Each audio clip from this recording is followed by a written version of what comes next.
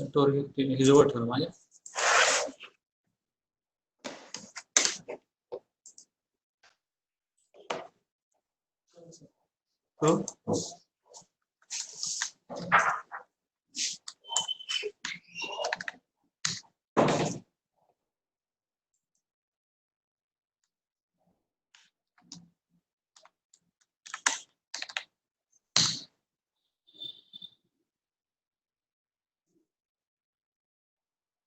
Hello, good morning to everyone.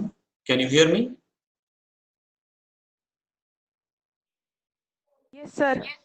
Okay, thank you. So, shall I start lecture? Okay, fine. So today's topic is regarding cardiomyopathies. Now, this is a topic is a bit small. After that, I will give some MCQs. You have to play a double role, means you are the examinee and you are the examiner, right? So it will be helpful for those students, those who are not attended some lectures also. So that will be better for them also.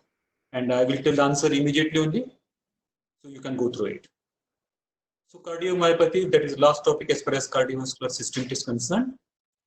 Now, what is cardiomyopathy? Basically, cardiomyopathy is a disease of myocardium. Right? It is a heterogeneous group of diseases. Now, this is a heterogeneous group of diseases in which the exact etiology is not known. So there is a bit confusion.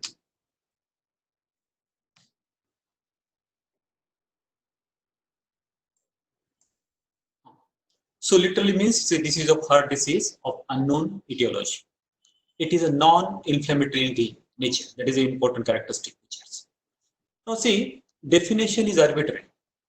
And disease with etiology, known etiology, it has been also classified. So WHO, they have considered that some etiological factors that are affecting this cardiomyopathies, and that is called cardiomyopathy. So in short, you remember that cardiomyopathy, it is a non-inflammatory origin. It is basically affecting the myocardial muscles. Now this disease is characterized by these three important things. Number one, there is enlargement and thickening of the heart muscles. So there is hypertrophy of the heart muscles. That's why there is enlargement and thickening. Second, there is electrical or mechanical dysfunctions. Now this electrical and mechanical dysfunction, it will lead to some cardiac arrhythmias. The third factor, it is a progressive weakening of the cardiac muscle. It will lead to the cardiac failure and arrhythmias. So congestive cardiac failure, it is one of the important complications of cardiomyopathy.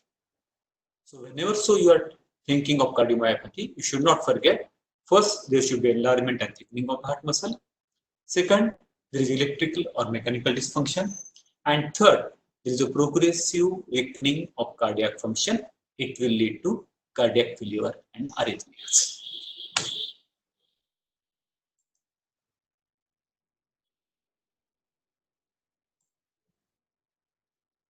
Now, cardiomyopathy is a chronic disorder. Now you can see here, this is normal heart that is showing. This is left ventricle, right atrium, left atrium. So it is a chronic disorder in which there is a reduced ability of the heart to pump the blood properly. Right? Now, this weakened heart, it compensates for a reduced output of the blood by dilating or enlarging to hold more and more blood. So in short, there is a decompensation of the ventricles. Dilated myocardiopathy is the commonest cause of congestive heart failure. So there are multiple types. We will see that which are the types, but always remember dilated cardiomyopathy is the commonest cause for congestive heart failure.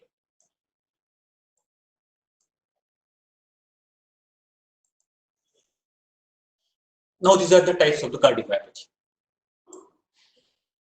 Now you can see here. Now there are three main steps of the cardiomyopathy. Number one, it's dilated. Second, it's hypertrophied. Third, it is restricted. So name itself indicate that what is the important thing in that. So in dilated, ventricles as well as all chambers of the heart, they are dilated. That's why it is called as dilated type of cardiomyopathy. Second, hypertrophic. So there is a hypertrophy, increase in the size of the myocardial muscle, that is called as hypertrophic type of cardiomyopathy. Now here, not only the ventricles, but the interventricular septum, that is also involved. It becomes hypertrophic. And third is a restrictive type. Name itself indicates there is a restriction. Why? Because it is because the endocardium as well as myocardium, it becomes stiff. It's not necessary that it is thickened, but it becomes stiff. Now see and compare. This is a normal heart, right? So this is normal heart, you can see here. Now this is a dilated cardiomyopathy. Now you can see, we compare with this one. So all the chambers of the heart, they are dilated, right? That's why it is called as dilated cardiomyopathy. Second is a hypertrophic cardiomyopathy. Now compare with this and this normal MR, you can see this interventricular septum, it is also hypertrophied. Along with that, the ventricular walls, they are also hypertrophic. And that's why it is called as hypertrophic type of cardiomyopathy. Now third is a restrictive one. Here, the wall of the ventricles, they become stiff. Now you can see here. So these are the stiffened, fibrous wall, stiffened and fibrous wall of the ventricles. That's why it is called as restrictive type of cardiomyopathy. So you should not forget, these are the primary causes, means the etiology is unknown. There is some correlation between some of the disease with this primary one, but basically the cause is unknown. And there are certain secondary causes. So in primary, you should not forget dilated one. Second is hypertrophic. Third is restrictive. You remember this diagram, compare with the normal one, you will not forget that. So this is a normal, this one is a dilated, this one is hypertrophic, in which the ventricular muscle as well as interventricular septum, that is hypertrophic, and here there is a fibrosis lead to restrictive type of cardiomyopathy. So primary, that I just mentioned, it is also called as idiopathic. First one is a dilated. So because of the dilation, there is a stagnation of the blood, it will lead to congestion. So it is also called as congestive type of cardiomyopathy. Second is a hypertrophic.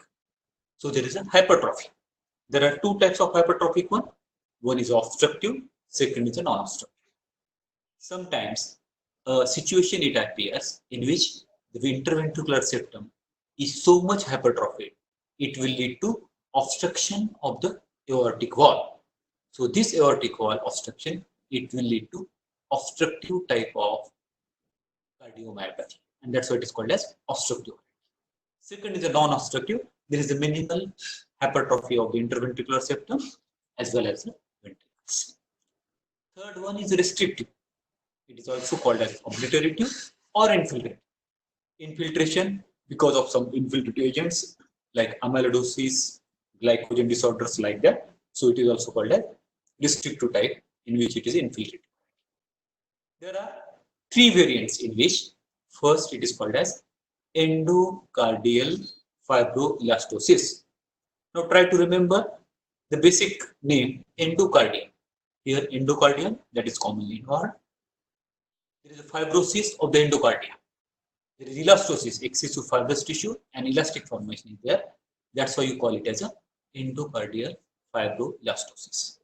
Second, both are involved, endocardium as well as myocardium. You call it as a endomyocardial fibrosis. So there is a fibrosis of endocardium, there is a fibrosis of myocardium, leading to restrictive type of cardiomyopathy. Third one is very interesting. It is called as Loeffler's endocarditis. What is this Loeffler's? You know the Loeffler syndrome also. In Loeffler syndrome, you know that there is eosinophilia. Along with that, there are some pulmonary indications that there is an allergic condition, leading to increased excessive of the eosinophils. Now, in Loeffler's endocarditis, there is an endocarditis plus there occurs a blood eosinophilia. So excess amount of eosinophils will be seen in the peripheral blood, as well as the infiltration of eosinophils in the endocardium as well as myocardium. So what you call it as a Loeffler types of endocarditis. Guess it is clear to you? So primary cardiomyopathy, it is also called as idiopathy. Three variants: dilated, hypertrophic, restrictive. Hypertrophic, it may be obstructive or non-obstructive, while restrictive involving in the endocardium or endomyocardial fibrosis or Loeffler types of endocarditis. So same thing that I've shown in my earlier diagram, normal heart. This is a dilated or congestive cardiomyopathy. This is hypertrophied variety, and this is a restrictive variety. You can see here the fibrosis. Okay. Now we'll switch over to the secondary causes. So there are some secondary causes which will lead to cardiomyopathy. First one is nutritional, alcoholic and berry. Now alcohol, it has got a characteristic feature. Alcohol in small amount, it will be beneficial for the patient because it increases the HDL cholesterol.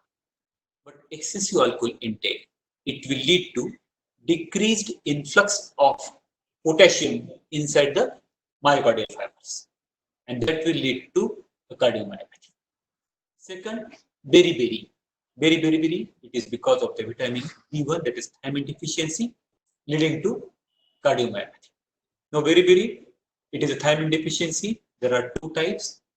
One, it is called as wet beriberi. Another is called as dry beriberi. Wet, it indicates cardiac failure, leading to cardiomyopathy. Dry one, it basically involves the nervous tissue that is causing weakness of the muscle. The meaning of beriberi itself, it is a Sinhalese word, that is the meaning is a weakness. So that's a berry. Now alcoholic, one variety it is called as beer drinker cardiomyopathy. So there was a very nice history in about 1965 in Belgium. There were a crop of cases. Those who are the heavy drinkers of the beer, and there was a lot of mortality in Belgium, right? So they have studied everything. What was the cause exactly? Cause was unknown, but only one factor was there. They were all heavy beer drinkers. So studies carried out. They have seen that there is edema of the myocardium and there is non-specific inflammation in the myocardium. So same picture that was observed in thyroids in case of the cobalt poisoning. Then they understood that the cobalt is a factor that is causing this type of cardiomyopathy. So cobalt, it was used to increase the taste of the beer as well as increase the foam of the beer, and that was the factor that is causing the cardiomyopathy. And then it was banned to add cobalt in beer. So this is called as nutritional variant of cardiomyopathy. Second, some toxic chemicals like cobalt, arsenic, lithium, that is also causing the cardiomyopathy. Certain drugs like adriamycin, catecholamines, they will also lead to cardiomyopathy. Metabolic disease like amyloidosis, when there is a deposition of amyloid in the myocardial muscle, as well as storage disorders like glycogen storage disorders. Neuromuscular like Friedreich ataxia, that will also lead to cardiomyopathy. Infiltrative like leukemic infiltrate or metastatic deposit from carcinoma, it will lead to cardiomyopathy. And lastly, the connective tissue disorders like systemic lupus erythematosus, rheumatoid arthritis, right? These are the other diseases that will also lead to secondary type of cardiomyopathy.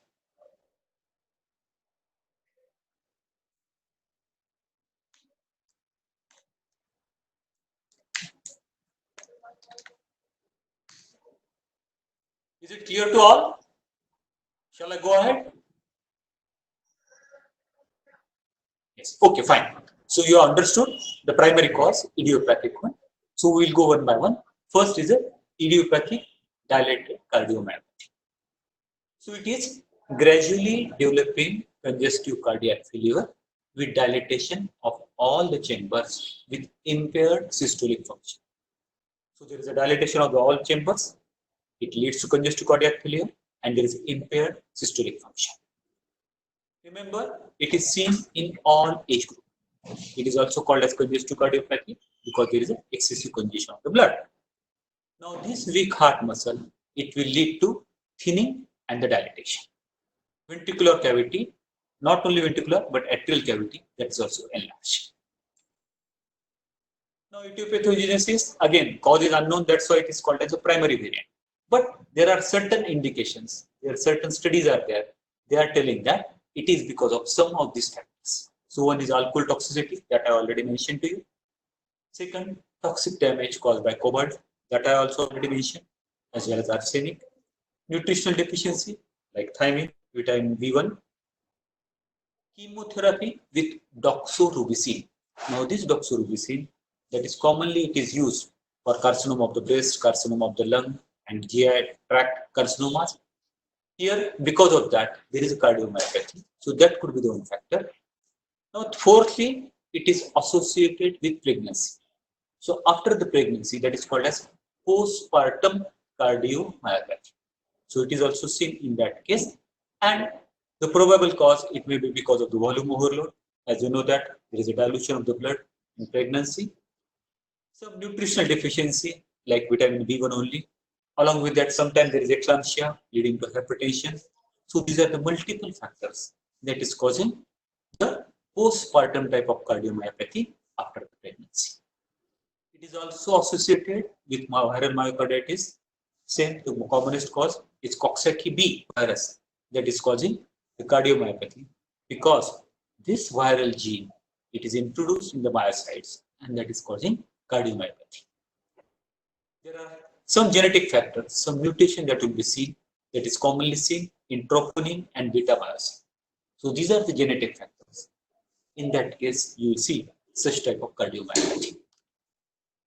Now, what is the gross appearance and what is microscopic? I mentioned heart it is enlarged, obviously. Weight it is increased because there is a dilatation plus congestion. All chambers are dilated, which you should not forget. Because there is a congestion, you may say the mural thrombi. Mural means the meaning of mural, that is a wall. So over the ventricle surface, you will see the formation of the thrombi. Right? Microscopical examination, you will see that there is a combination of fibers, myocardial fibers. Some are hyperplastics, some are atrophic. Along with that, there are focal area of interstitial and endomyocardial fibers. Right? So this is same what I just now described, idiopathic, dilated cardiomyopathy, compared with the normal heart. This is dilatation. Now you have the dilated and these are the enlarged ventricles. Failure of the left ventricle, it will cause increase in end-diastolic volume. So this will lead to what will happen? There will be increased pressure in the left atrium, increased pressure, back pressure in the pulmonary venous and pulmonary capillary pressure. So all they are increased. Right?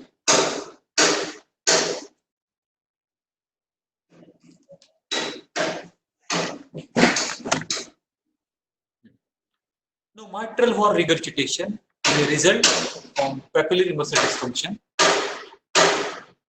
Just will ask to shed the voice, just hold.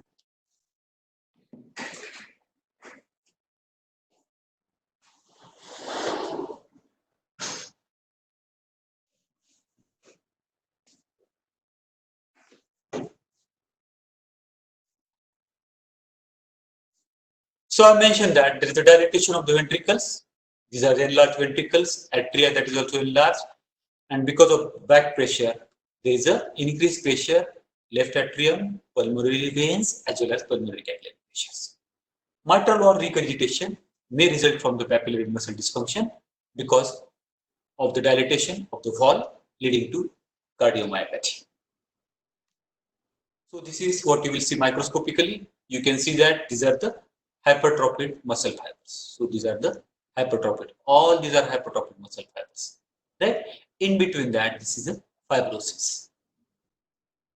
So fibrosis, dilatation of this or hypertrophied muscle fibers. This is a small endocardia. This is thinned out. So this is what you will see in case of the dilated or congestive type of cardiomyopathy. Second is a hypertrophic one. So first we have seen the dilated or congestive. Second is a hypertrophic. So there is a hypertrophy of the muscle fibers or the basically ventricles. It is characterized by myocardial hypertrophy leading to cardiomegaly. Due to hypertrophy, heart that is enlarged, it is heavy. Ventricular cavity, it becomes small. Diastolic compliance that is reduced, leading to reduced stroke. I mentioned you, there is a hypertrophy of two things, hypertrophy of the ventricles as well as hypertrophy of the interventricular septum. Now, sometimes this interventricular septum is so much dilated that will lead to the obstruction over the aortic wall. That is called as obstructive type of hypertrophic cardiomyopathy. Here, young adults, they are commonly involved. 50% cases, you will see that they are familial. So some gene that is causing or affecting this type of cardiomyopathy. Patient present with dyspnea. This is because, again, this is because the ventricles, they are left ventricle it is smaller, compliance it is reduced, and stroke volume it is reduced. It will lead to dyspnea. Fatigue is there, angina because coronary arteries they are involved, and there is a congestive heart failure. So these are the common clinical features that will be seen in case of hypertrophic cardiomyopathy. It is also called as asymmetrical because you will see that because of these, sometimes only the apex of the ventricle that is involved. In that case, you call it the asymmetrical. Cause I have mentioned that is unknown, but the characteristic feature is that heart muscles they are hypertrophied. There is a thickening and stiffening of the heart muscles. Now, this stiffening it is because of the fibrosis in the interstitial tissue. I told you it is seen in the young people, 25 to 30 years, and genetic preponderance. It is very common in case of hypertrophic cardiomyopathy. It is a autosomal dominant variant, and there is a mutation in some genes leading to myocardial ischemia. What pathological changes? What you will see on gross and microscopic examination? Gross, there is enlargement of the heart, weight it is increased, there is hypertrophy, interventricular septum hypertrophy, that is the most important characteristic feature. The cavity becomes smaller one, and the cavity, because of the interventricular dilatation, it becomes just like a banana shape. Right? Coronary arteries are thickened one, and that there is a ischemia. Sometimes the hypertrophy can be obstruct the flow of the blood from the mitral wall. That is called as obstructive arteries. There is a fibrous endocardial thickening leading to aortic outflow obstruction. Microscopic examination, basically you will see that there is a disarray of the myocardial cell fibers, there is interstitial fibrosis, and myofilament disarray that is also seen. Now see and compare with this. This is normal one, and this is a hypertrophy. I mentioned that the characteristic feature is a hypertrophy of the interventricular septum. Now this is a left ventricle that is also hyperplastic, and because of this interventricular septal dilatation or hypertrophy, the cavity it becomes just like a banana shape. You can see here.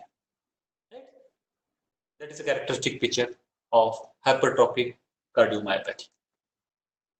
Microscopically, I already mentioned there is a disarray. You can see that normal myocardial fibers are not seen. They are hyperplastic one, and in between them, you can see this is the fibrosis. These are the myocardial hyperplastic fibers. So two variants, obstructive and non-obstructive.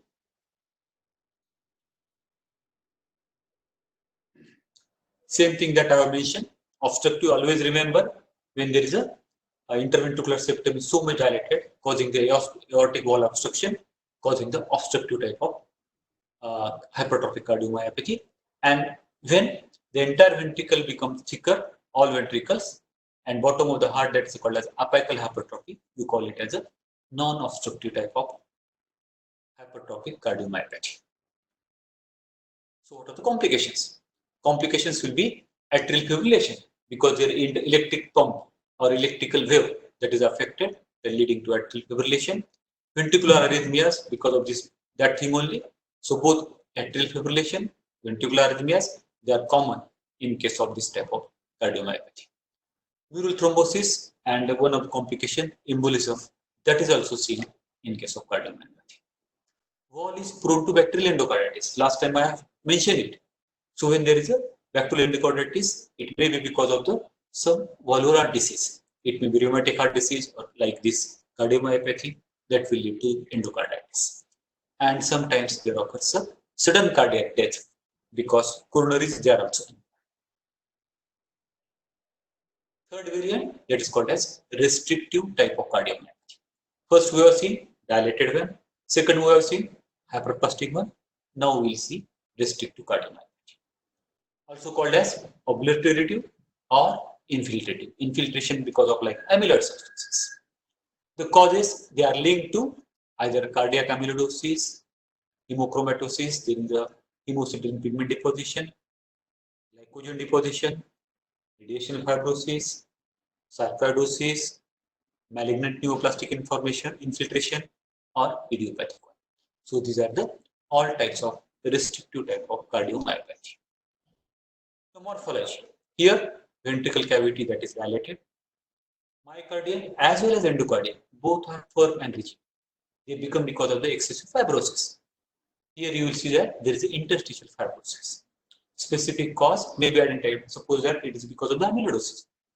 You will see that there is a deposition of the amyloid. There is a stiffening of the heart muscle. This is because of the fibrosis. And restriction in the ventricular filling due to reduced size of the ventricles. Types I have mentioned. There is endomyocardia, both endocardium, myocardium, there is a fibrosis. Second is a Loeffler's type of endocarditis, in which you will see the eosinophilia, and sometimes there is a just endocardial fibroelastosis on the endocardium, that's it. Now, first we will see endomyocardial fibrosis. So name itself indicate both the things, endocardium, myocardium that is affected. It is very commonly seen in commonly children only, but sometimes adults may be affected. Geographic distribution, it suggests that it is because of the either malnutrition or because of the viral infection or heavy consumption of banana. Heavy consumption of banana that is taking place in African countries, and in banana, serotonin content is very high, and that factor is considered as it is causing endomyocardial fibrosis. Pathological changes, endocardium and subendocardial tissue that is involved, it causes fibrosis. Most commonly, mitral and tricuspid valve, they are commonly involved. And this fibrous tissue, it contracts, it reduces the ventricular chamber, and it restricts the function. And that's why we are calling it as a restrictive type of cardiomyopathy. Microscopic examination, of course, you are going to see in the endo as well as myocardium, you will see the excessive fibrosis. So you can see this is a myocardium. This is endocardium. See excessive fibrosis in endocardium as well as excessive fibrosis in myocardium. Right? So this is seen in endomyocardial fibrosis. Some fibers, they may be hyperplastic also. There is again, you can see here, nice interstitial fibrosis. So that is the first thing. Second, Loeffler's endocarditis. So I mentioned that, in which you will see that there is a excessive peripheral blood eosinophilia. Another name for it is called as fibroblastic parietal endocarditis. So endocardium as well as a small part of myocardium that is involved. Along with that, there is a peripheral blood eosinophilia. It is very commonly seen in Europe and African countries. DLC, differential leukocyte count, it will show the excessive eosinophilia. And important thing is that endocardium and myocardium both are heavily infiltrated by eosinophils. Now this type of cardiomyopathy has got worse prognosis. Now this diagram, it is showing that plenty of eosinophils, this is low power view, plenty of eosinophils, they are infiltrating endo as well as myocardium. This is high power view. So all are these. You can see here, these are the eosinophils. So there is plenty of eosinophil infiltration in endocardium as well as myocardium. Now third, endocardial fibroelastosis. So first we have seen endomyocardium. So the endocardium is involved, myocardium is involved. Second, Loeffler's one, there is a eosinophilia. And here only the endocardium that is involved, there is a fibroelastosis. So this is commonly seen in children and infants. It is accompanied by commonly by congenital type of heart disease. That's why it is common in patient present with breathlessness. There is a cyanosis, there is a cardiac failure, and death of the patient. What is etiology? Infantile. This is again a logic. Infantile would be it is because of intrauterine anoxia. Hemodynamic pressure overload, that is the mother, she is having eclampsia. One theory is that it is because of the lymphatic obstruction, that is probably endocardial fibroelastosis, or myocardial injury, connective tissue disorders, or it may be genetically involved. What pathological changes? Gross, again, there is cardiac enlargement. It is a diffuse and rigidly pearly white thickening of mural endocardium. So white thickening, it is because of the excessive fibrosis. Left ventricular, that is involved. That's why the left ventricular output that is decreased, stroke volume is reduced, that will lead to congestive cardiac. Mitral stenosis and aortic stenosis is very common in this type of disease. Mural thrombi, it is commonly seen because basically here the endocardium that is commonly. Microscopically, there is excessive fibrosis, there is excessive elastic tissue formation, but there are no inflammatory cells. Now you can see here a nice transverse section, and you can see this is endocardium. You see the whitish, stiffy. This is because of the excessive fibrosis. Now you can see this is a fibroelastosis of the endocardium. This is a myocardium. Complications, of course, there will be stenosis. You can see the embolism. There is congestive cardiac failure, there is decompensation, and ultimately death because the prognosis is very worst. So this is all about the primary cardiomyopathy. So these are the variants of the secondary cardiomyopathy, which I have already mentioned. It may be nutritional, toxics, drugs, metabolic disorders, neuromuscular, infiltrative, and connective tissue disorders. Right? So symptoms in general of the patients, they are dyspnea, shortness of the breath. Again, it is because of the cardiac failure. Patient is having orthopnea, meaning shortness of the breath while the patient is lying down. Right? Again, it is because of the congestive cardiac failure. There is edema, swelling of the feet, ankle, and abdomen. Palpitations are there because electrical impedance is there. Arrhythmias are there. It will lead to palpitations. Lung congestion, it is because of the cardiac failure. And fatigue, it is because of the cardiac failure and anemia. So that's all about the cardiomyopathy. Now, I will display the MCQs.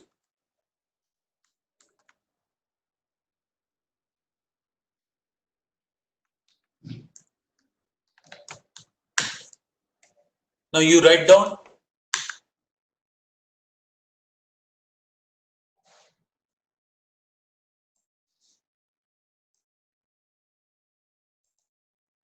I think someone. Which slide you want? Because someone has posted here, I think Jatin. Previous slide, which one?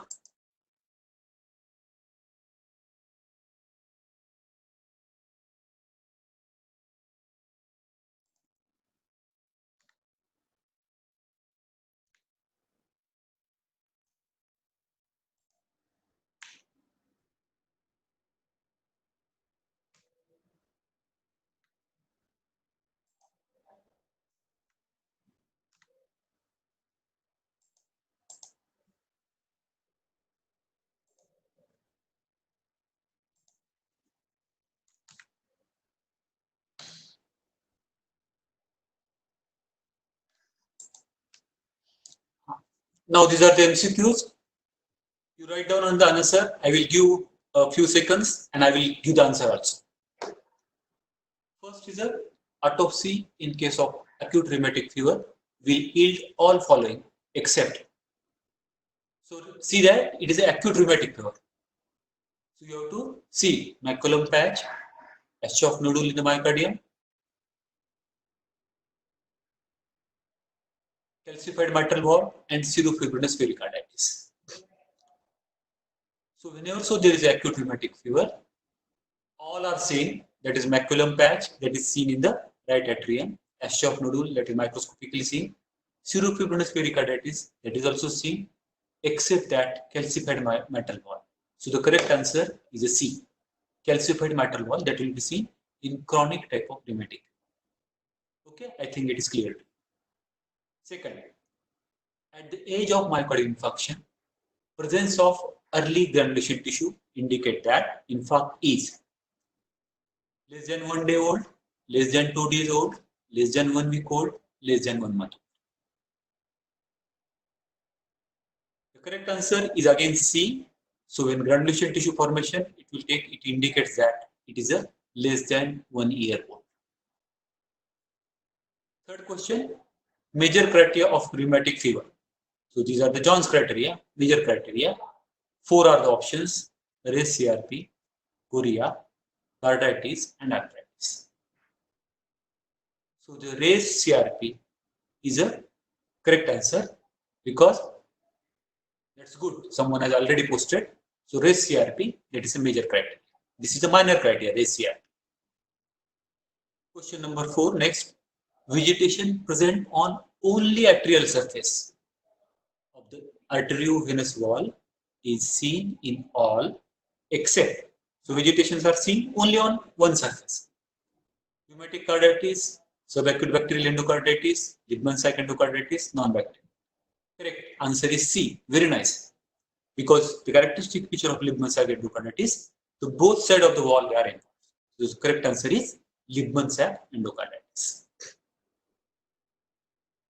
Next, commonest vessel involved in myocardial infarction. 4 options are there: right coronary, left circumflex, left anterior descending, and all of them. Again, see, the correct answer is left circumflex. That is commonly in case of the myocardial infarction. Next question, isoenzyme CKMB is raised in rheumatic fever, infarction, viral myocarditis, and cardiomyopathy. So CKMB, that is most commonly involved in case of the myocardial infarction. So answer is B. Next question, serofibrinous pericarditis is seen in all except RSD, staphylococcal pericarditis, uremic pericarditis, and acute myocardial infarctions. The correct answer is staphylococcal pericarditis, in which you will see that it is a purulent type of pericarditis. Here in rest, all you will see the serofibrinous pericarditis. Endocarditis in drug abuse patient, it is because of the staph, Streptococcus viridans, pneumococci, and aspergillus. Again, drug abuser, remember, the correct answer is Staphylococcus aureus, because Staphylococcus aureus that is present over the skin, and in drug abusers, along with the skin infection, it will lead to endocarditis. So correct answer is A. Now match the following, just from what I have taken. I think everybody will be able to answer this. Dilated myocardiomyopathy. So what is the first one? 1.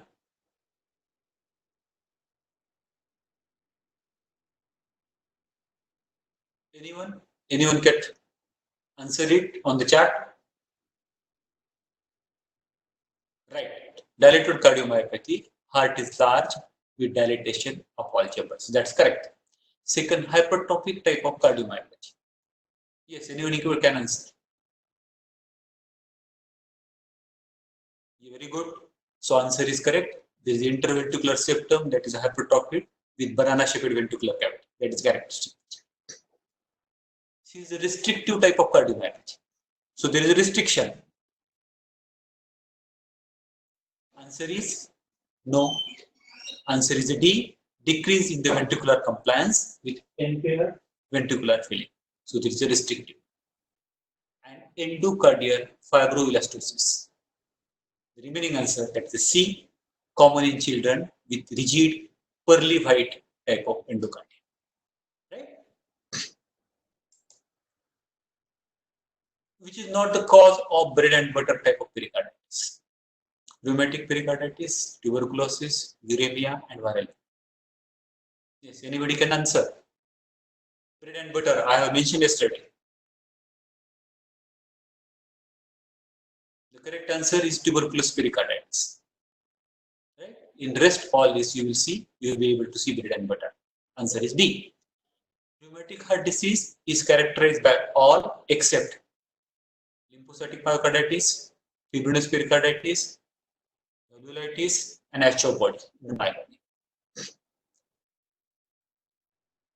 Answer is A, that is lymphocytic myocarditis. The rest features are common.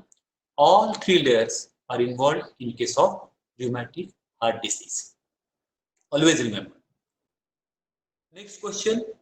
Aschoff nodule is a feature of this one. A. Liebman sac, B. RHD, infective endocarditis, non-bacterial thrombotic endocarditis. Answer is B, correct. It is a feature of rheumatic carditis. Embolic phenomenon seen in bacterial endocarditis is seen in all except, now these are the options, A. Kidney, B. Spleen, C. Brain, and D. Lymph node. So someone will answer? Yes, D. D is correct, in which all embolic phenomena in three organs you will see. That's why there is splenomegaly. On kidney, you will see the flea-bitten kidney. Brain, you can see the embolic phenomenon causing the paralysis. Which of the following is not the complication of infective endocarditis? Focal glomerulonephritis, myocardial ring abscess, urea, and splenic infarct. So you should be able to answer this. Infective endocarditis. Correct answer is C, that is chorea. Right? Ashish has mentioned this. It is a chorea. Correct. Which is a late complication. C, late complication of acute myocardial infarction. There is a rupture of the ventricle. Then,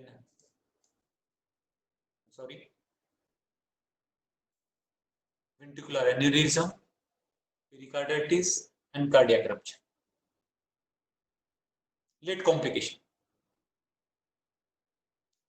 The correct answer is ventricular aneurysm. That is a late complication. Rest, these are the acute complications. Aschoff bodies in RHD, that is rheumatic heart disease, shows all except epithelioid cells, Aschoff giant cell, Anisco cells, and fibrinoid type of necrosis. Yes? Anyone can give the correct answer? The correct answer is epithelioid cells. Rest all giant cell that will be seen, Anisco giant cell, these are the modified histiocyte cardiac, fibrinoid necrosis, that is characteristic features. The correct answer is epithelioid cells that will not be seen in Aschoff body. The earliest biochemical marker of acute myocardial infarction is myoglobulin, TROP-T, TROP-I, CKM. All are markers of AMI. So which is the earliest marker? The first one to appear in the blood. Answer is very simple. I think someone should reply. A is correct. A, it is correct. That is myoglobin. This is the first one that is going to appear in acute. Biochemical markers of MI include all except CPKMB, TROP-I, LDH, and lysozyme. Yes, the answer is correct. Nandini has correctly answered. D is a lysozyme. All are manifestation of ISD except angina, sudden cardiac death, myocardial infarction, and concentric hypertrophy.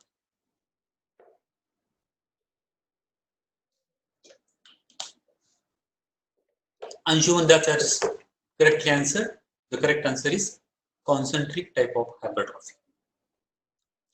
Maculum patch is seen in myocardial infarction, atherosclerosis, bacterial endocarditis, pneumatic carditis.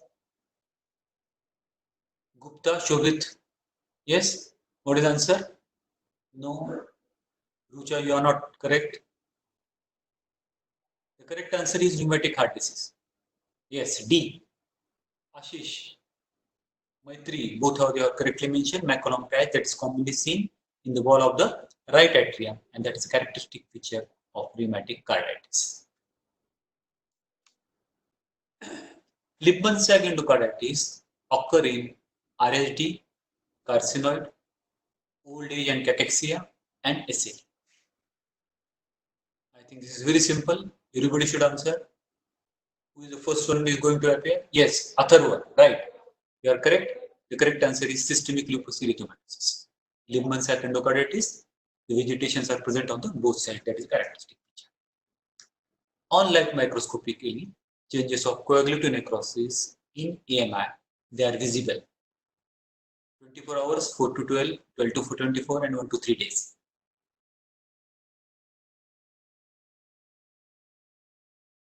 The correct answer is 4 to 12 hours. B. Right? Light microscopy, necrotic changes, coagulative. Right? Within early changes, there are no necrotic changes, they will appear in 4 to 12 hours. Right coronary occlusion causes infarct of site except. So you have to think which part it is not supplied by the right coronary. Yes. Akimuddin, you have correctly answered. The lateral wall of left ventricle. Correct. So this part that is not supplied by right coronary artery, that's why there is an infarct of that area. Causes of transmural infarct are all except. So these are the 4 things. So which is the correct option? Thrombus superimposed on disrupted atheromatous plate, intense vasoplagm, embolism from the left ventricular thrombus, and hypotension. Anyone can give the correct answer? The correct answer is hypotension. D. SAB, subacute bacterial endocarditis, is most commonly caused by. So it is caused by, SAB is caused by? Yes, Arisha as well as Rucha both have answered correctly. That is Streptococcus viridans. Good. Last question, I think. RSD is caused by?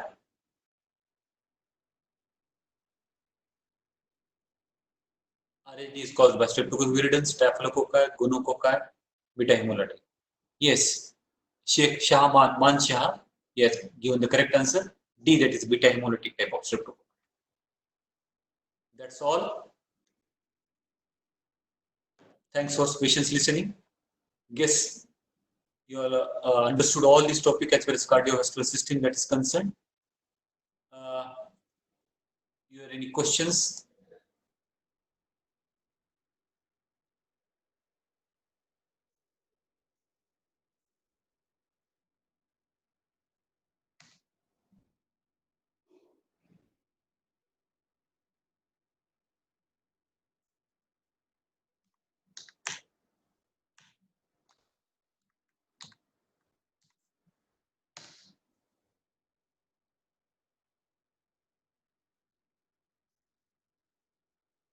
Thank you, sir. Thank you. Take care, everyone. Everyone should Thank take you, care sir. properly. Bye, Thank you. sir. Thanks a lot. Thanks a lot.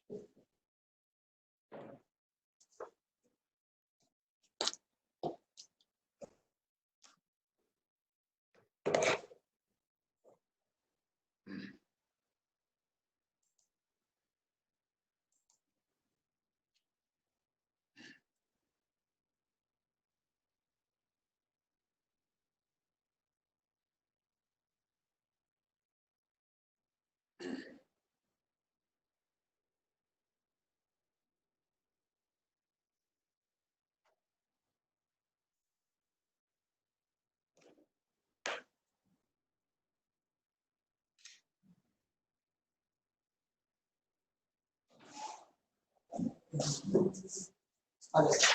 ना बंद झालं अजून त्याच्यात.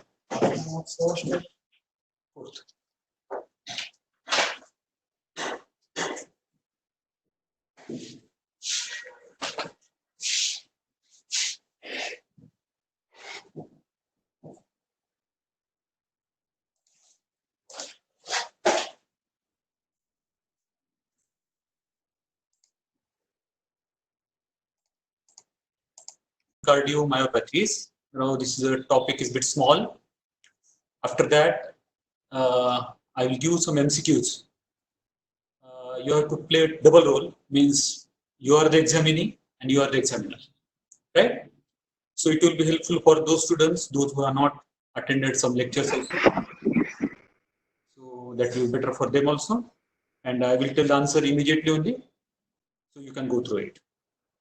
So cardiomyopathy, that is the last topic as far as cardiovascular system is concerned. Now, what is cardiomyopathy? Basically, cardiomyopathy is a disease of myocardium. Right? It is a heterogeneous group of diseases. Now, this is a heterogeneous group of diseases in which the exact etiology is not known. So there is a bit confusion.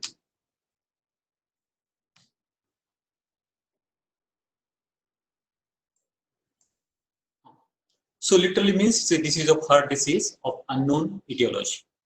It is a non-inflammatory nature. That is an important characteristic features. Now see, definition is arbitrary. And disease with etiology, known etiology, it has been also classified.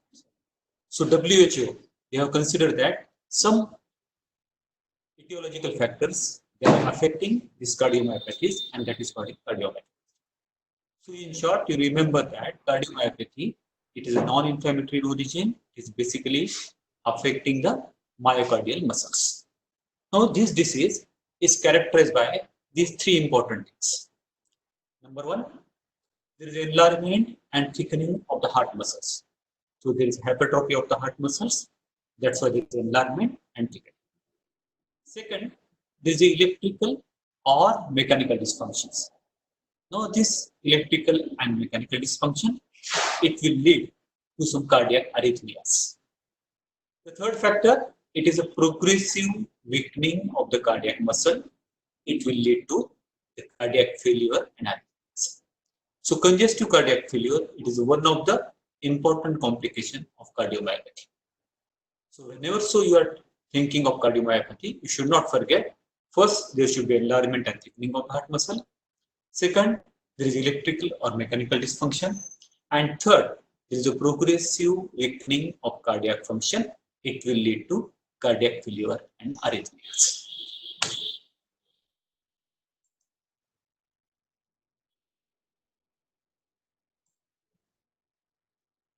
Now, cardiomyopathy is a chronic disorder. Now you can see here, this is normal heart that is showing. This is left ventricle, right atrium, left atrium. So it is a chronic disorder in which there is a reduced ability of the heart to pump the blood properly. Right? Now, this weakened heart, it compensates for a reduced output of the blood by dilating or enlarging to hold more and more blood. So in short, there is a decompensation of the ventricles. Dilated myocardiopathy is the commonest cause of congestive heart failure. So there are multiple types. We will see that which are the types, but always remember dilated cardiomyopathy is the commonest cause for congestive heart failure.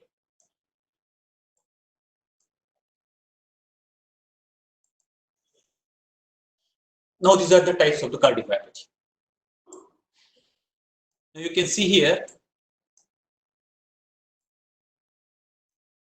Now there are three main steps of the cardiomyopathy. Number one, it's dilated. Second, it's hypertrophied. Third, it is restricted. So name itself indicate that what is the important thing in that. So in dilated, ventricles as well as all chambers of the heart, they are dilated. That's why it is called as dilated type of cardiomyopathy. Second, hypertrophic. So there is a hypertrophy, increase in the size of the myocardial muscle. That is called as hypertrophic type of cardiomyopathy. Now here, not only the ventricles, but the interventricular septum, that is also involved. It becomes hypertrophic. And third is a restrictive type. Name itself indicates there is a restriction. Why? Because it is because the endocardium as well as myocardium, it becomes stiff. It's not necessary that it is thickened, but it becomes stiff. Now see and compare. This is a normal heart, right?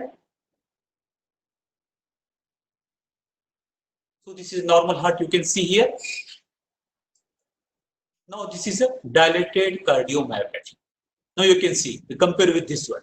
So all the chambers of the heart, they are dilated, right?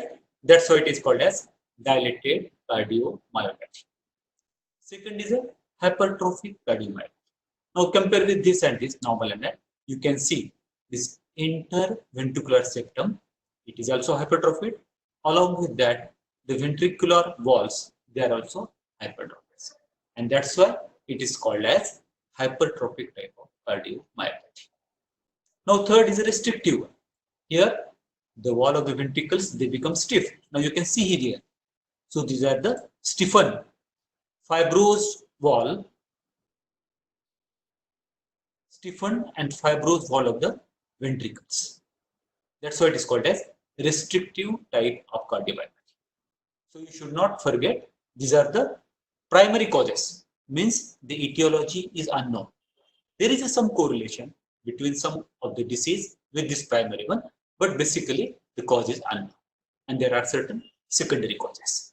So in primary, you should not forget dilated one. Second is hypertrophic. Third is restrictive. You remember this diagram, compare with the normal one, you will not forget that. So this is a normal, this one is a dilated, this one is hypertrophic, in which the ventricular muscle as well as interventricular septum, that is hypertrophic, and here there is a fibrosis lead to restrictive type of cardiomyopathy. So primary, that I just mentioned, it is also called as idiopathic. First one is a dilated. So because of the dilation, there is a stagnation of the blood, it will lead to congestion. So it is also called as congestive type of cardiomyopathy. Second is a hypertrophic. So there is a hypertrophy. There are two types of hypertrophic one. One is obstructive, second is a non-obstructive. Sometimes a situation it appears in which the interventricular septum is so much hypertrophic, it will lead to obstruction of the aortic wall. So this aortic wall obstruction, it will lead to obstructive type of cardiomyopathy, and that's why it is called as obstructive. Second is a non-obstructive. There is a minimal hypertrophy of the interventricular septum as well as the ventricles. Third one is restrictive. It is also called as obliterative or infiltrative. Infiltration because of some infiltrative agents like amyloidosis, glycogen disorders like that. So it is also called as restrictive type in which it is infiltrative. There are three variants in which first it is called as endocardial fibroelastosis. Now try to remember the basic name endocardium.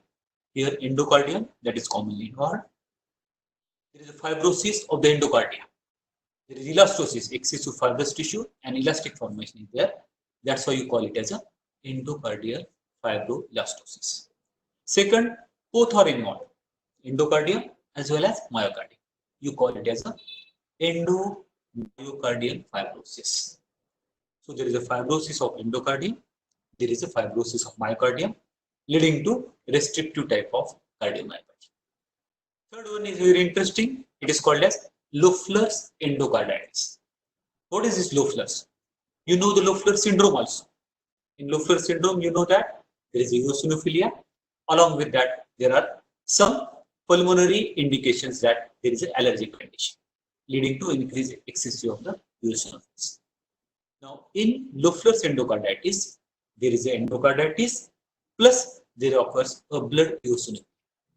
So, excess amount of eosinophils will be seen in the peripheral blood, as well as the infiltration of eosinophils in the endocardium as well as myocardium.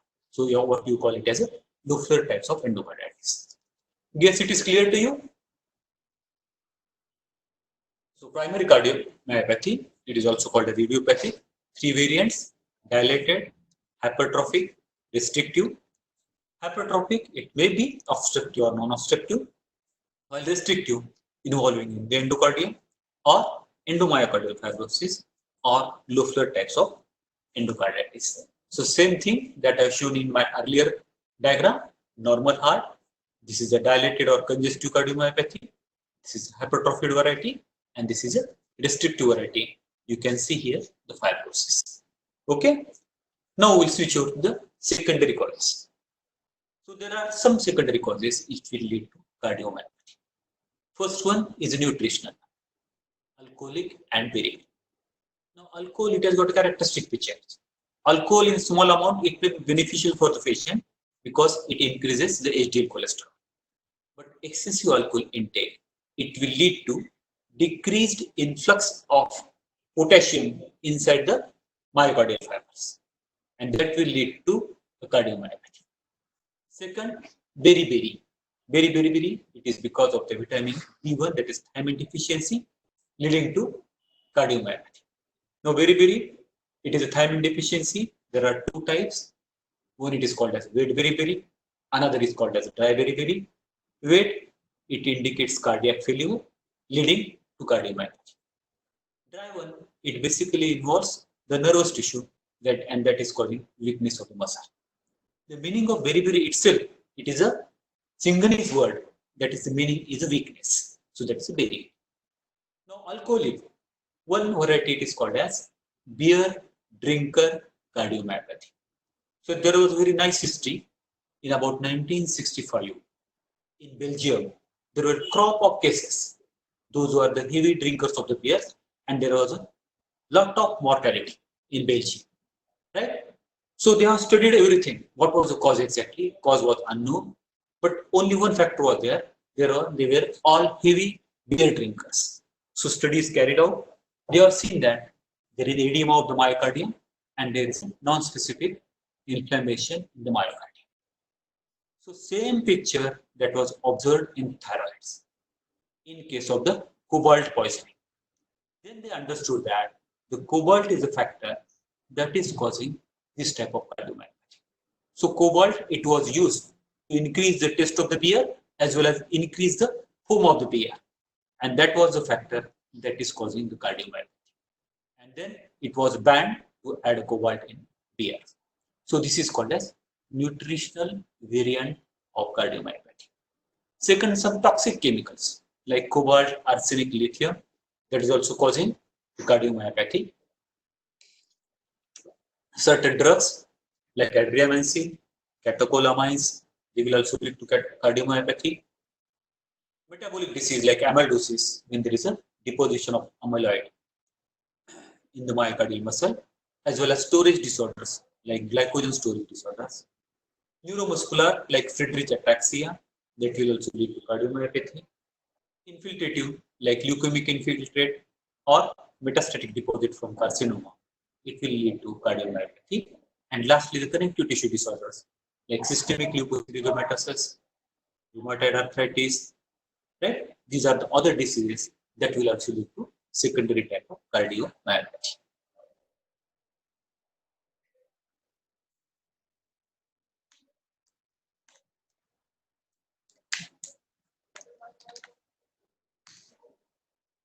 Is it clear to all?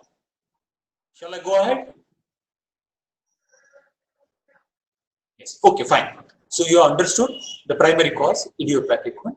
So we will go one by one. First is a idiopathic dilated cardiomyopathy. So it is gradually developing congestive cardiac failure with dilatation of all the chambers with impaired systolic function. So there is a dilatation of all chambers. It leads to congestive cardiac failure and there is impaired systolic function. Remember, it is seen in all age groups. It is also called as congestive cardiopathy because there is an excessive congestion of the blood.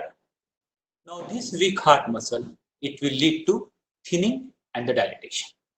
Ventricular cavity, not only ventricular but atrial cavity, that is also enlarged. Now, etiopathogenesis, again, cause is unknown, that's why it is called as a primary variant. But there are certain indications, there are certain studies are there. They are telling that it is because of some of these factors. So one is alcohol toxicity that I already mentioned to you. Second, toxic damage caused by cobalt that I also already mentioned, as well as arsenic. Nutritional deficiency like thiamine, vitamin B1. Chemotherapy with doxorubicin. Now this doxorubicin, that is commonly it is used for carcinoma of the breast, carcinoma of the lung, and GI tract carcinomas. Here, because of that, there is a cardiomyopathy. So that could be the one factor. Now, fourthly, it is associated with pregnancy. So after the pregnancy, that is called as postpartum cardiomyopathy. So it is also seen in that case. And the probable cause, it may be because of the volume overload. As you know that there is a dilution of the blood in pregnancy. Some nutritional deficiency like vitamin B1 only. Along with that, sometimes there is eclampsia leading to hypertension. So these are the multiple factors that is causing the postpartum type of cardiomyopathy after the pregnancy. It is also associated with viral myocarditis. Same, the commonest cause is Coxsackie B virus that is causing the cardiomyopathy because this viral gene, it is introduced in the myocytes and that is causing cardiomyopathy. There are some genetic factors, some mutation that will be seen, that is commonly seen in troponin and beta myosin. So these are the genetic factors. In that case, you will see such type of cardiomyopathy. Now, what is the gross appearance and what is microscopic? I mentioned heart, it is enlarged, obviously. Weight it is increased because there is a dilatation plus congestion. All chambers are dilated, which you should not forget. Because there is a congestion, you may say the mural thrombi. Mural means the meaning of mural, that is a wall. So over the ventricle surface, you will see the formation of the thrombi. Right? Microscopical examination, you will see that there is a combination of fibers, myocardial fibers. Some are hyperplastics, some are atrophic. Along with that, there are focal area of interstitial and endomyocardial fibers. Right? So this is same what I just now described, idiopathic, dilated cardiomyopathy, compared with the normal heart. This is dilatation. Now you have the dilated and these are the enlarged ventricles. Failure of the left ventricle, it will cause increase in end-diastolic volume. So this will lead to what will happen? There will be increased pressure in the left atrium, increased pressure, back pressure in the pulmonary venous and pulmonary capillary pressure. So all they are increased. Right?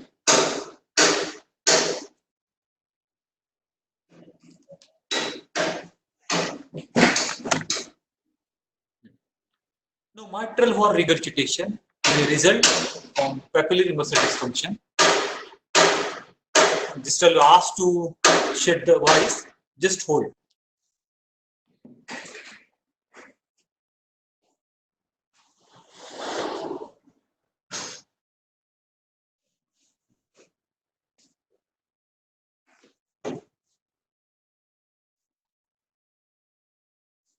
So I mentioned that there is a dilatation of the ventricles.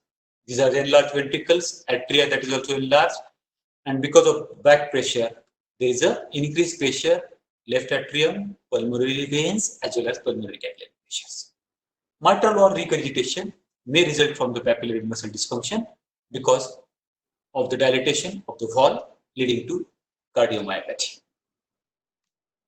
So this is what you will see microscopically. You can see that these are the hypertrophic muscle fibers. So these are the hypertrophic. All these are hypertrophic muscle fibers. Right? In between that, this is a fibrosis. So fibrosis, dilatation of this or hypertrophic muscle fibers. This is a small endocardium. This is thinned out. So this is what you will see in case of the dilated or congestive type of cardiomyopathy. Second is a hypertrophic one. So first we have seen the dilated or congestive. Second is a hypertrophic. So there is a hypertrophy of the muscle fibers or the basically ventricles. It is characterized by myocardial hypertrophy leading to cardiomegaly. Due to hypertrophy, heart that is enlarged, it is heavy, ventricular cavity, it becomes small. Diastolic compliance, that is reduced, leading to reduced stroke. I mentioned you, there is a hypertrophy of two things, hypertrophy of the ventricles as well as hypertrophy of the interventricular septum. Now, sometimes this interventricular septum is so much dilated that will lead to the obstruction over the aortic wall. That is called as obstructive type of hypertrophic cardiomyopathy. Here, young adults, they are commonly involved. 50% cases, you will see that they are familial. So some gene that is causing or affecting this type of cardiomyopathy. Patient present with dyspnea. This is because, again, this is because the ventricles, they are left ventricle it is smaller, compliance it is reduced, and stroke volume is reduced. It will lead to dyspnea. Fatigue is there, angina because coronary arteries they are involved, and there is a congestive heart failure.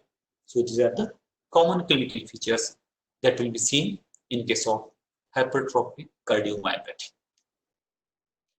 It is also called as asymmetrical because you will see that because of these, sometimes only the apex of the ventricle that is involved. In that case, you call it asymmetrical.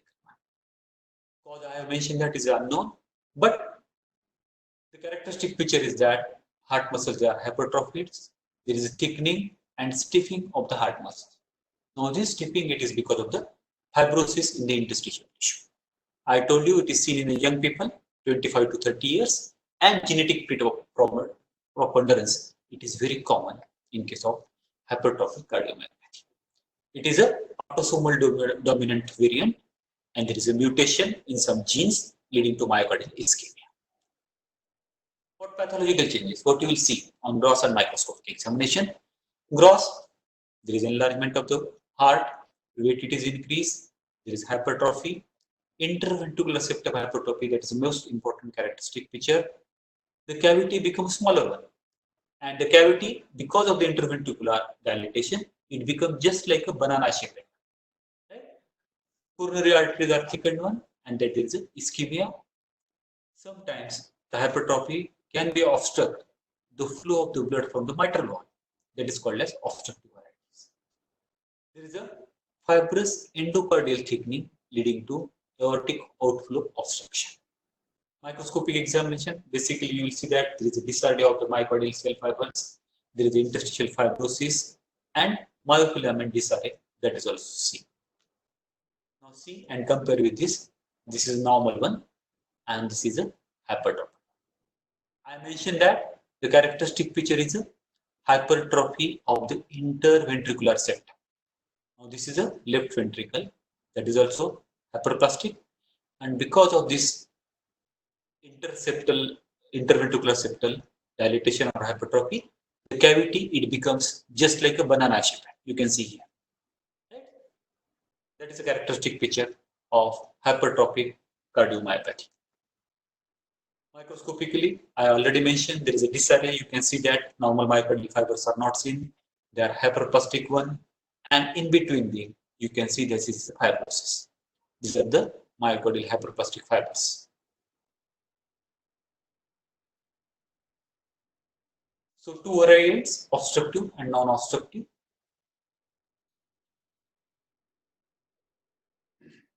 Same thing that I have mentioned. Obstructive, always remember when there is a interventricular septum is so much dilated, causing the aortic wall obstruction, causing the obstructive type of hypertrophic cardiomyopathy. And when the entire ventricle becomes thicker, all ventricles, and bottom of the heart, that is called as apical hypertrophy, you call it as a non-obstructive type of hypertrophic cardiomyopathy. So what are the complications? Complications will be atrial fibrillation because there is electric pump or electrical wave that is affected, then leading to atrial fibrillation. Ventricular arrhythmias because of this, that thing only. So both atrial fibrillation, ventricular arrhythmias, they are common in case of this type of cardiomyopathy. Mural thrombosis and one of the complication, embolism, that is also seen in case of cardiomyopathy. Wall is prone to bacterial endocarditis. Last time I have mentioned it. So when there is a bacterial endocarditis, it may be because of the some valvular disease. It may be rheumatic heart disease or like this cardiomyopathy that will lead to endocarditis. And sometimes there occurs a sudden cardiac death because coronaries they are also. Third variant that is called as restrictive type of cardiomyopathy. First we have seen dilated one. Second we have seen hyperplastic one. Now we will see restrictive cardiomyopathy. Also called as obliterative or infiltrative. Infiltration because of like amyloid substances. The causes they are linked to either cardiac amyloidosis, hemochromatosis, then the hemocysteine pigment deposition, glycogen deposition, radiation fibrosis, sarcoidosis, malignant neoplastic infiltration, or idiopathic one. So these are the all types of restrictive type of cardiomyopathy. The morphology. Here, ventricle cavity that is dilated, myocardium as well as endocardium, both are firm and rigid. They become because of the excessive fibrosis. Here you will see that there is an interstitial fibrosis. Specific cause may be identified. Suppose that it is because of the amyloidosis. You will see that there is a deposition of the amyloid. There is a stiffening of the heart muscle. This is because of the fibrosis. And restriction in the ventricular filling due to reduced size of the ventricles. Types I have mentioned. There is endomyocardia, both endocardium, myocardium, there is a fibrosis. Second is a Loeffler's type of endocarditis, in which you will see the eosinophilia, and sometimes there is a just endocardial fibroelastosis on the endocardium, that's it. Now, first we will see endomyocardial fibrosis. So, name itself indicate both the things endocardium, myocardium that is affected. It is very commonly seen in commonly children only, but sometimes adults may be affected. Geographic distribution, it suggests that it is because of the either malnutrition or because of the viral infection or heavy consumption of banana. Heavy consumption of banana that is taking place in African countries, and in banana, serotonin content is very high, and that factor is considered as it is causing endomyocardial fibrosis. Pathological changes, endocardium and subendocardial tissue that is involved, it causes fibrosis. Most commonly, mitral and tricuspid valve, they are commonly involved. And this fibrous tissue, it contracts, it reduces the ventricular chamber, and it restricts the function. And that's why you are calling it as a restrictive type of cardiomyopathy. Microscopic examination, of course, you are going to see in the endo as well as myocardium, you will see the excessive fibrosis. So you can see this is a myocardium. This is endocardium. See excessive fibrosis in endocardium as well as excessive fibrosis in myocardium. Right? So this is seen in endomyocardial fibrosis. Some fibers, they may be hyperplastic also. There is again, you can see here, nice interstitial fibrosis. So that is the first thing. Second, Loeffler's endocarditis. So I mentioned that, in which you will see that there is a excessive peripheral blood eosinophilia. Another name for it is called as fibroblastic parietal endocarditis. So endocardium as well as a small part of myocardium that is involved. Along with that, there is a peripheral blood eosinophilia. It is very commonly seen in Europe and African countries. DLC, differential leukocyte count, it will show the excessive eosinophilia. And important thing is that endocardium and myocardium both are heavily infiltrated by eosinophils. Now this type of cardiomyopathy has got worse prognosis. Now this diagram, it is showing that plenty of eosinophils, this is low power view, plenty of eosinophils, they are infiltrating endo as well as myocardium. This is high power view. So all are these. You can see here, these are the eosinophils. So there is plenty of eosinophil infiltration in endocardium as well as myocardium. Now third, endocardial fibroelastosis. So first we have seen endomyocardium. So the endocardium is involved, myocardium is involved. Second, Loeffler's one, there is a eosinophilia. And here only the endocardium that is involved, there is a fibroelastosis. So this is commonly seen in children and infants, it is accompanied by commonly by congenital type of heart disease. That's why it is common in patient present with breathlessness. There is a cyanosis, there is a cardiac failure, and death of the patient. What is etiology? Infantile. This is again a logic. Infantile would be it is because of intrauterine anoxia. Hemodynamic pressure overload, that is the mother, she is having eclampsia. One theory is that it is because of the lymphatic obstruction, that is called the endocardial fibroelastosis, or myocardial injury, connective tissue disorders, or it may be genetically involved. What pathological changes? Gross, again, there is cardiac enlargement.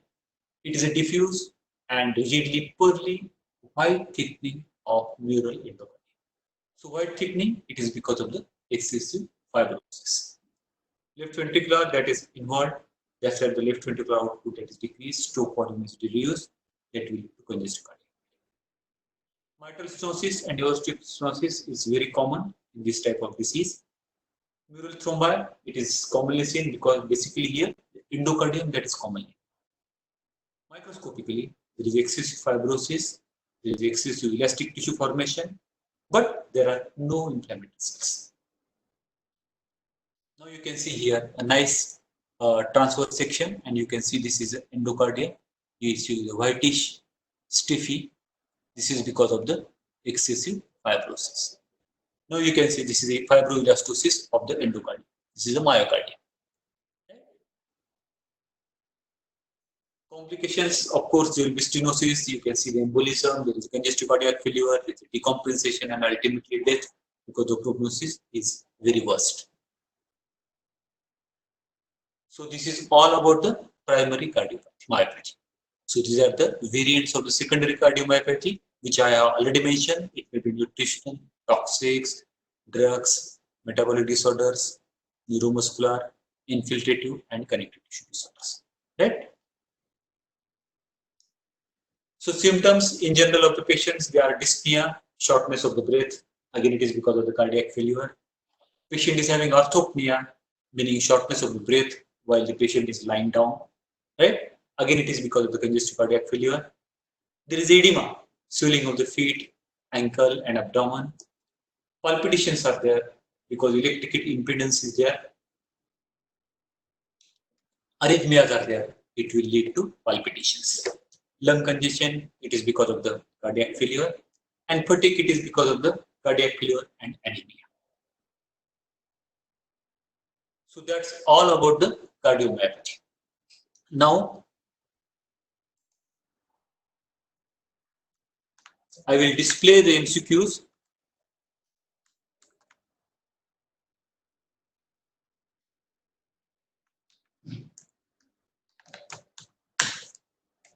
Now you write down.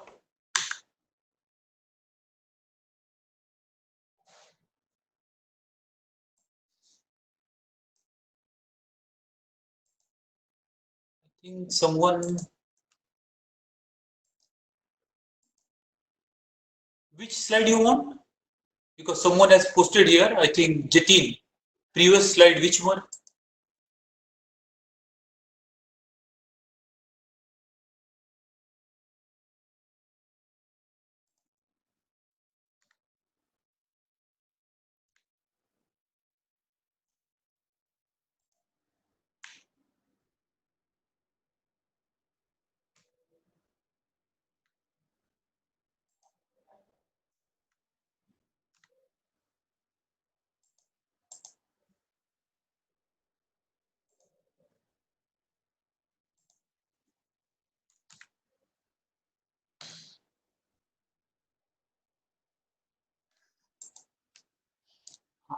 Now these are the MCQs.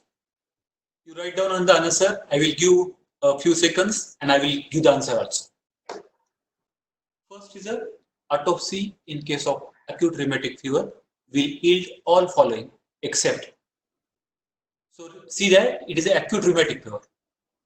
So you have to see Maculum patch, Aschoff nodule in the myocardium,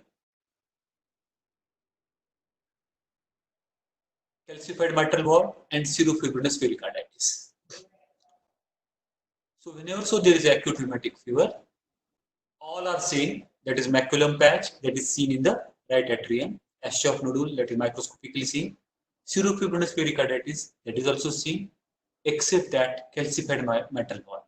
So the correct answer is a C, calcified mitral wall that will be seen in chronic type of rheumatic. Okay, I think it is clear. Second, at the age of myocardial infarction, presence of early granulation tissue indicate that infarct is less than 1 day old, less than 2 days old, less than 1 week old, less than 1 month. The correct answer is again C. So when granulation tissue formation, it indicates that it is a less than 1 year old. Third question, major criteria of rheumatic fever. So these are the Jones criteria, major criteria. 4 are the options: race CRP, chorea, carditis, and arthritis. So the race CRP is a correct answer because that's good. Someone has already posted. So race CRP, that is a major criteria. This is the minor criteria, race CRP. Question number 4, next.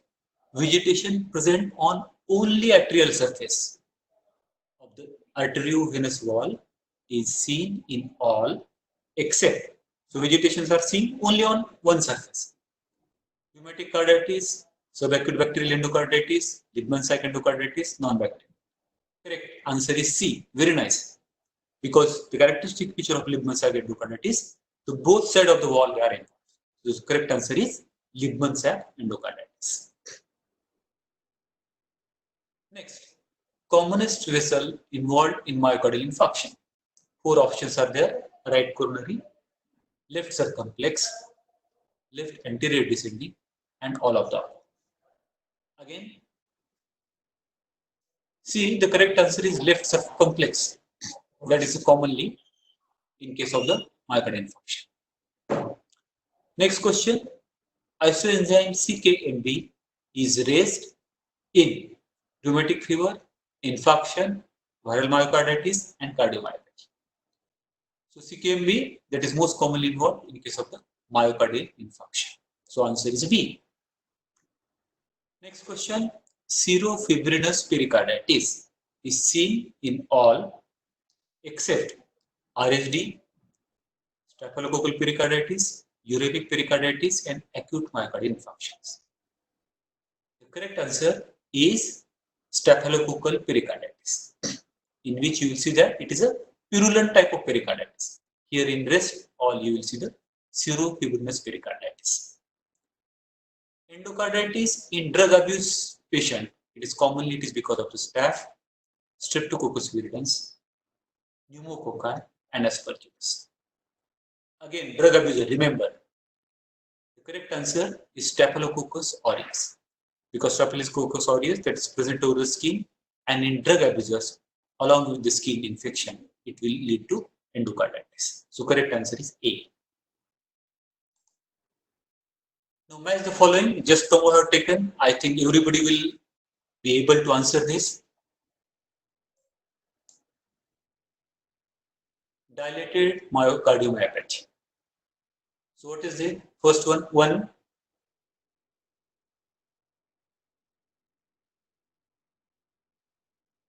Anyone? Anyone can answer it on the chat?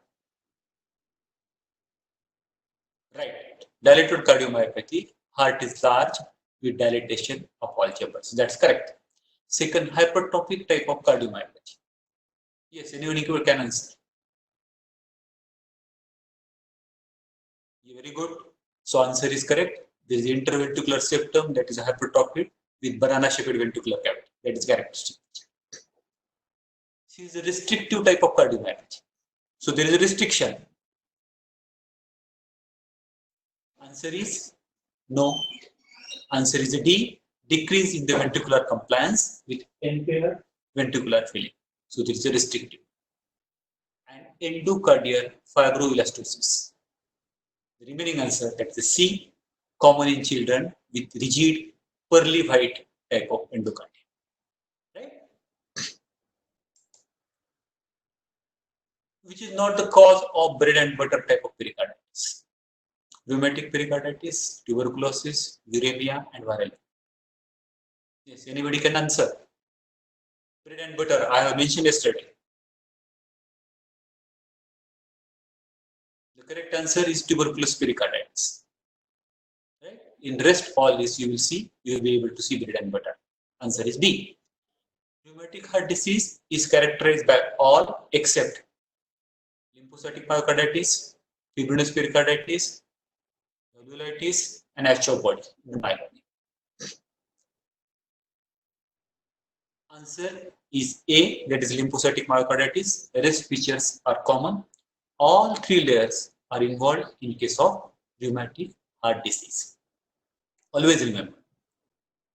Next question. Aschoff nodule is a feature of this one. A. Liebman sac, B. RHD, infective endocarditis, non-bacterial thrombotic endocarditis. Answer is B, correct. It is a feature of rheumatic carditis. Embolic phenomenon seen in bacterial endocarditis is seen in all except, now these are the options, A. Kidney, B. Spleen, C. Brain, and D. Lymph node. Someone will answer? Yes, D. D is correct, in which all embolic phenomena in three organs you will see. That's why there is splenomegaly. On kidney, you will see the flea-bitten kidney. Brain, you can see the embolic phenomenon causing the paralysis. Which of the following is not the complication of infective endocarditis? Focal glomerulonephritis, myocardial ring abscess, urea, and splenic infarct. So you should be able to answer this. Infective endocarditis. Correct answer is C, that is chorea. Right? Ashish has mentioned this. It is a chorea. Correct. Which is a late complication. C, late complication of acute myocardial infarction. There is a rupture of the ventricle. Then,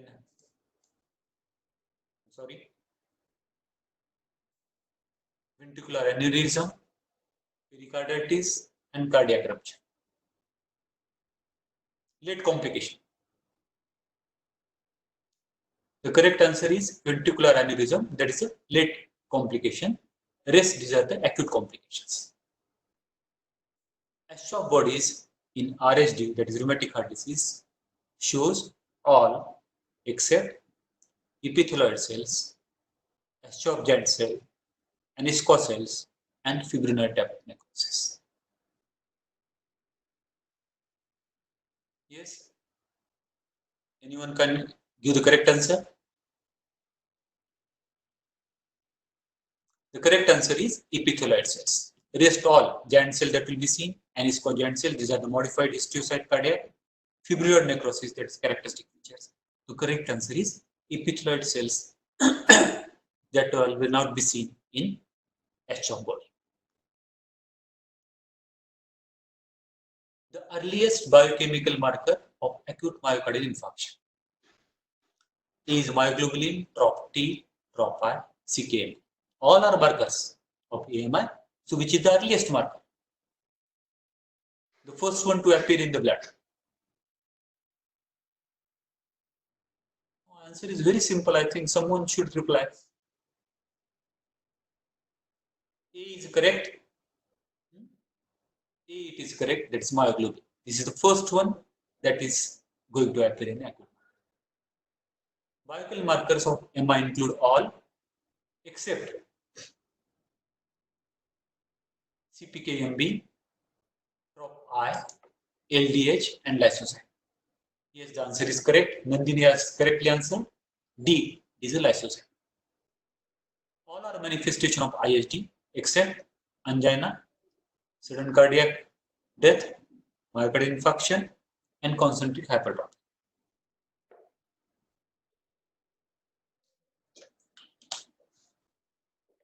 Anshuman Das has correctly answered. The correct answer is concentric type of hypertrophy. Maculum patch is seen in myocardial infarction, atherosclerosis, bacterial endocarditis, pneumatic carditis. Gupta, Shobhit, yes? What is the answer? No. Rucha, you are not correct. The correct answer is rheumatic heart disease. Yes, D.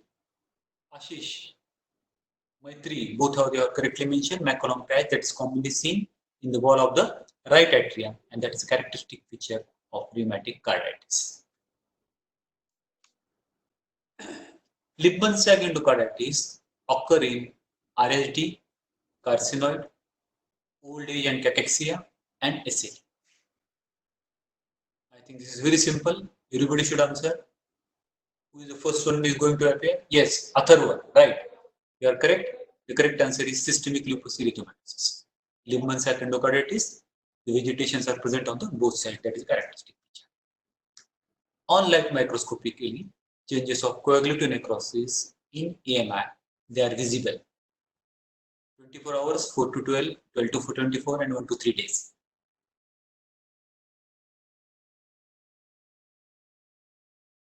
The correct answer is 4 to 12 hours. B. Right? Light microscopy, necrotic changes, coagulative. Right? Within early changes, there are no necrotic changes, they will appear in 4 to 12 hours. Right coronary occlusion causes infarct of site except. So you have to think which part it is not supplied by the right coronary. Yes. Akimuddin, you have correctly answered. The lateral wall of left ventricle. Correct. So this part that is not supplied by right coronary artery, that's why there is an infarct of that area. Causes of transmural infarct are all except. So these are the 4 things. So which is the correct option? Thrombus superimposed on disrupted atheromatous plate, intense vasoplagm, embolism from the left ventricular thrombus, and hypotension. Anyone can give the correct answer? The correct answer is hypotension. D. SAB, subacute bacterial endocarditis, is most commonly caused by. So it is caused by, SAB is caused by?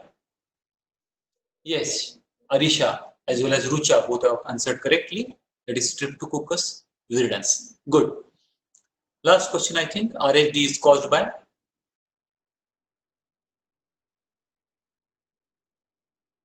RSD is caused by Streptococcus viridans, Staphylococci, Gonococci, beta hemolytic.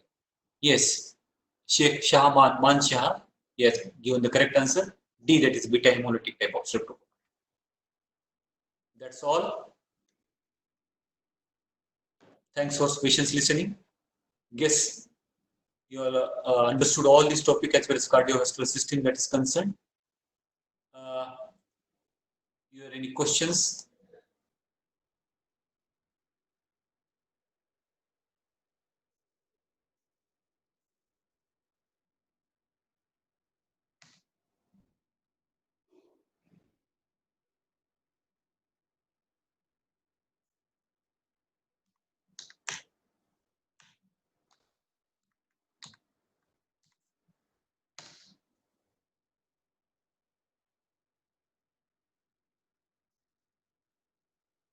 Thank you, sir. Thank you. Take care, everyone. Everyone should Thank take you, care sir. properly. Bye, Thank sir. you. Thanks a lot. Thanks a lot.